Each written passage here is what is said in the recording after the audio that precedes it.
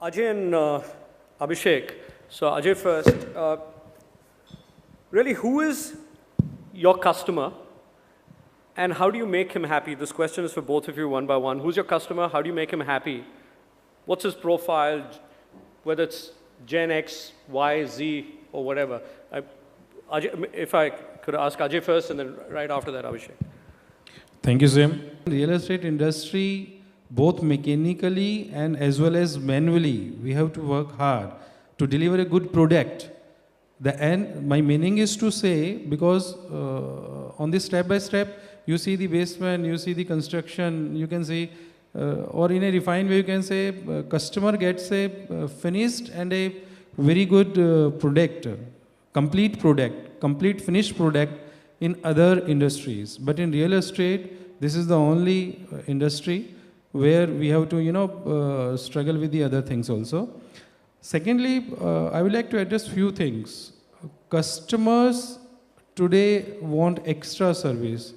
Like all of the present dignitaries and all the speakers previously mentioned the services, mentioned about what exactly customers need is today, what they require, what they demand.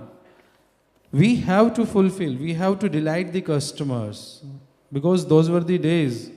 आजकल वो time नहीं रहा है. The same way, if any developer wants to give good repo or wants to make good repo with the customers, he has to delight the customer, he has to complete the commitments, he has to complete his all the product. And one thing that is very important in real estate, in my opinion, nowadays the main problem is the speculation.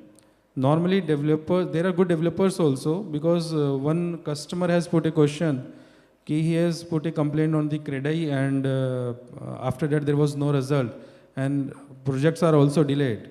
Absolutely he is right. On the some part we can उसको सहानुभूति दे सकते हैं, but ultimately because he put his largest, he did his largest financial transaction of his life in real estate.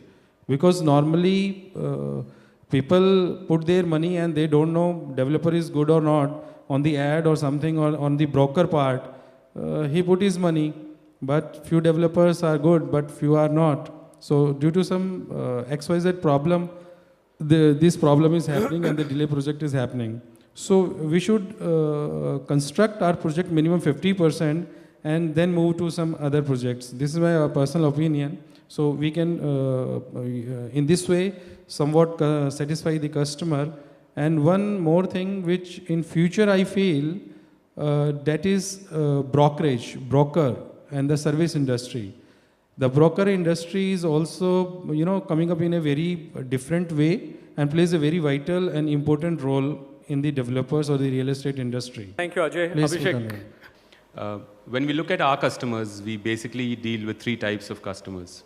One is the tenant who we lease out our shops to. So the new centers that we are doing are basically owned by us, and when we lease out the shops. That's my customer number one. The second customer is the person who's walking into my center to shop. That's my customer number two.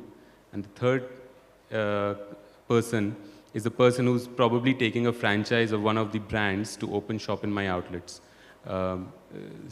We do interact with them quite often and try and understand. So when we do a shopping center, besides looking at the location, the approach for the shopping center, for the customer, we also look at a lot of other things within the shopping center on how the customer is going to approach our shopping center, how he's going to move around in the center, which areas would he prefer, would he like to go to the cinema first or to the food court first or to the hypermarket first, keeping all that in view. And on the other side, we also keep a view on what will our brands need, what are the sizes of shops they would require, what are the kind of facades they would need. So, and then we come down to the franchisee thinking what is the margin that they would get from the following brands and what are the rentals that they can afford. Keeping all that in view is when we create the product that a shopping center is. Now, we've learned this over 8 years of our experience of running 3 shopping centers now, and that is where we have reached. Because of this and because of all we've done in the last 8 years, uh, the tenants seem to be more comfortable with our shopping centers and they prefer to open shops with us. So do the franchisees, and obviously the customers love coming to our centers. Those are basically the three customers that we deal with. Thanks, Abhishek. Sushant, I'm going to ask you that same question because you're a developer. The two of them have spoken about this. Why not you? You have to be as involved as running a nightclub, which essentially means if I just start a nightclub and I think that I'll have the same DJ and the same music and the same food and the same ambience, and every Friday and Saturday I can expect footfalls, I may not be right. So one Saturday I need to do one jig, next Friday maybe I do something else to get those clients keep coming in. Similar thing has happened with retail. Similarly, the residential components, the concepts are changing, the trends are changing. Now, ultimately, end of the day, you're looking at a wow factor. You're looking at one reason why you should buy an apartment at this particular location. And what makes a project appreciate in the long run is the concept around it.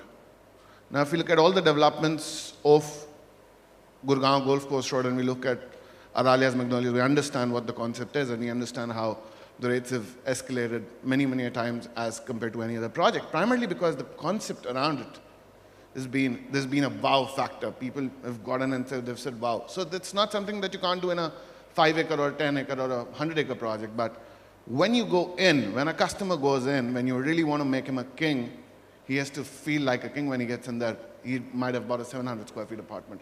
Do we make him feel like a king? That's where the whole thought process needs to be aligned. Thanks, Sushant.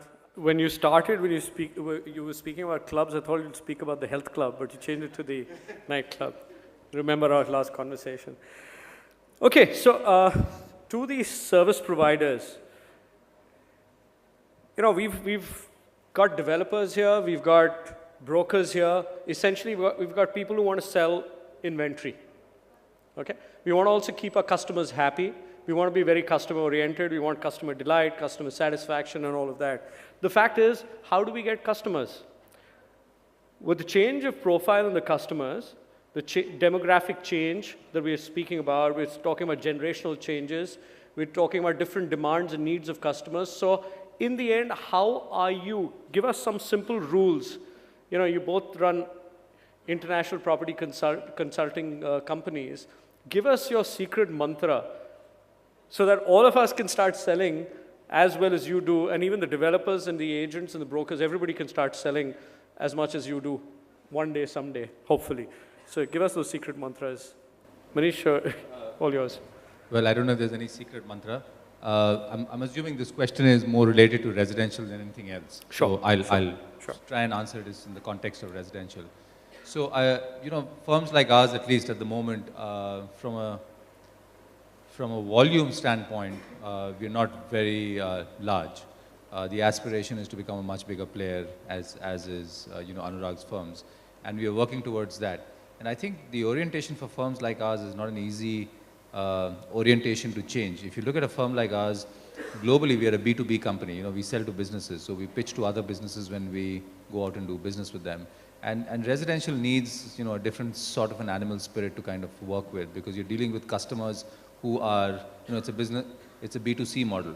And traditionally firms like ours have been much stronger on the B2B model because there's brand equity, there is track record, there is, you know, and a bunch of other things that make us successful. On the residential side, we've been in this business for many years, but primarily as, you know, people who used to do a lot of leasing. On the sales side, we've really picked up the game in the last 2 years or so, and it's a good time to do so because things have slowed down for a bunch of developers and they want help. So 2 or 3 things are really working in our favor. One is our very, very large corporate base that we work with. So people who work within this corporates are have a natural affiliation or a tendency to work with firms like ours. The second, and I don't think we can ever talk enough about this, is our reputation in the market. And with all the new tools that are coming in, which is the internet and the websites and our different methods of going out and reaching the customer, and there's, you know, 20 different ways to acquire customers, which many of you know better than I do. I think word of mouth probably still remains our strongest suit in terms of getting customers.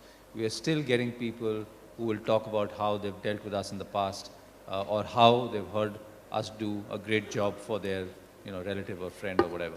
So as we scale up our business, I think the first or probably the only thing that we carry into the business very strongly is our reputation, and we want to try and keep that in place. And as we engage more in the B2C model, and we've actually become quite successful in 2 or 3 cities, and Gurgaon is one of them, in terms of the volumes that we've scaled up on our residential business. But we are scaling up slowly, and we are doing it in a way that the customer experience doesn't change. It's very, very tempting to go out and add much more top line and kind of shrink the customer experience. We are growing our business slowly to keep the customer experience the same.